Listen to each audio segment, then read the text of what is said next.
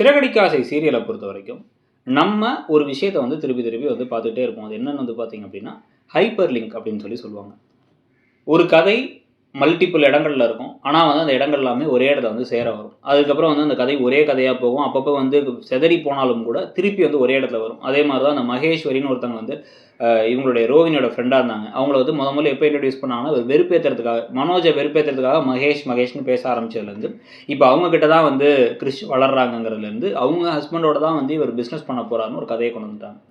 அதே மாரி தான் வந்து பார்த்தீங்க அப்படின்னா வந்து, இப்ப வித்யா, முருகன் அந்த 2 பேரோட கேரக்டர் அப்படியே வந்து வித்யா முன்னாடி வந்து அப்படியே ரோகிணிக்கு ஃப்ரெண்டா இருந்தவங்க அப்படியே மீனா பக்கம் திரும்பி இப்போ கடைசியில வந்து அவங்க ரொம்ப நல்லவங்களாகிற மாதிரி விஷயங்களும் நடக்குது.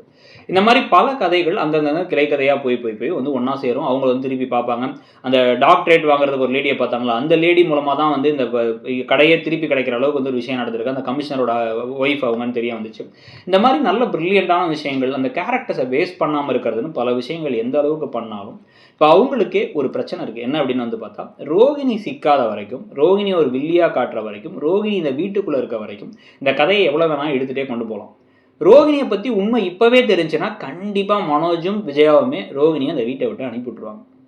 வீட்டை விட்டு அனுப்பிட்டா வெளியே இருந்து அவங்க என்ன தான் வில்ல வேலை பார்த்தாலும் உள்ளே இருந்து செய்கிற மாதிரி வராது. ஸோ அது வந்து டிப்பிக்கலாக சும்மா ஒரு வில்லியோ வெளில இருக்காங்க அப்படிங்கிற மாதிரி தான் ஆகிடும். யாரையும் மேனிப்புலேட் பண்ண முடியாதவங்க, குழப்ப முடியாது. மனோஜ் தான் வந்து துருப்பு சீட்டு, அதையும் யூஸ் பண்ணிக்க முடியாதுன்னு பல விஷயங்கள் நடக்கும். ஸோ இப்போ இதுக்கெல்லாம் சேர்த்து வச்சு தான் இப்போ என்ன பண்ணுறாங்க அப்படின்னா, ரோகிணி மாட்டாமல் ஆனால் மாட்ட போகிற மாதிரி சின்ன சின்ன விஷயங்கள் காமிச்சு, நம்மளும் அதை மன திருப்தி அடைகிறதுக்காக ரோகிணி வந்து ஒரு பணக்காரங்க இல்லைங்கிற விஷயம் தெரிஞ்சு அவங்க அசிங்கப்படுற மாதிரி காமிச்சாலும் நமக்கு இன்னும் பத்த மாட்டேங்குது. ஏன் அப்படின்னா கிட்டத்தட்ட 2 வருஷமாக அந்த சீரியல் ஓடுது. 2.5 வருஷமாக ஓடுற சீரியலில் இன்னுமே வில்லி மாட்டலை அப்படிங்கிறது நம்ம கோபமாக வருது. ஆனால் அவங்கள பொறுத்த வரைக்கும் மாட்டிட்டு அதுக்கப்புறம் கதையில் வந்து அந்த சுவாரஸ்யம் குறைஞ்சிருமோ, முன்ன பார்த்த மாதிரி பார்க்க மாட்டாங்களோ அப்படிங்கிற ஒரு பயமும் வர ஆரம்பிக்குது.